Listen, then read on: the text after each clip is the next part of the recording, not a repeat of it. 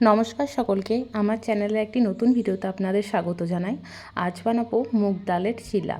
সেই জন্য এখানে আমি মুগ ডাল নিয়ে নিয়েছি। মুগ ডালটা আমি এক রাত আগে ভিজিয়ে রেখেছিলাম। আর নেব এর মধ্যে কাঁচা লঙ্কা, আদা কুচি, ধনে পাতা কুচি, একটা অর্ধেক লেবুকে আমি পুরোটা রসটাই নিচড়ে নিয়ে নেব। আর দেব গোটা জিরে।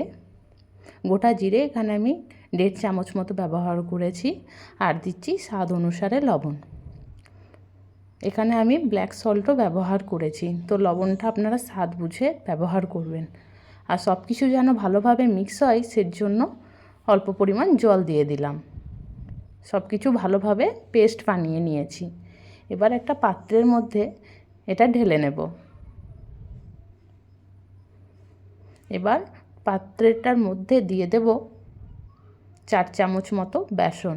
বেসনটা দিলে খুব সুন্দরভাবে এই চিলাটা তৈরি হবে, না ছাড়া মুগ ডালটা ভালোভাবে চিলাটা তৈরি হবে না।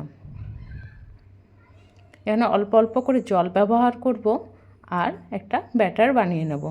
কতটা স্মুথ ব্যাটার বানাতে হবে সেটা আপনারা দেখলেই বুঝতে পারবেন। ভালোভাবে একই ডিরেকশনে মিক্স করবেন। এরপর একটা তাওয়া নিয়ে অল্প পরিমাণ তেল লাগিয়ে নেব।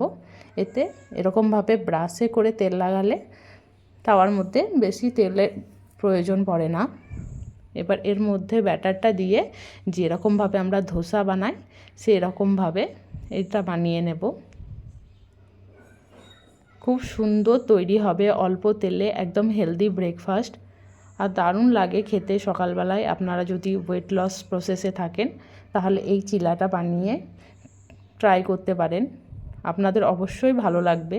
অল্প তেলের মধ্যে একদম একটি প্রোটিনযুক্ত খাবার আপনারা বাড়িতেই অতি সহজে তৈরি করে ফেলতে পারবেন। আশা করি আপনাদের এই রেসিপিটা ভালো লেগেছে। আর যদি ভালো লাগে আমার পেজটিকে ফলো করবেন আর এই ভিডিওটিকে একটা লাইক করবেন। Thank you.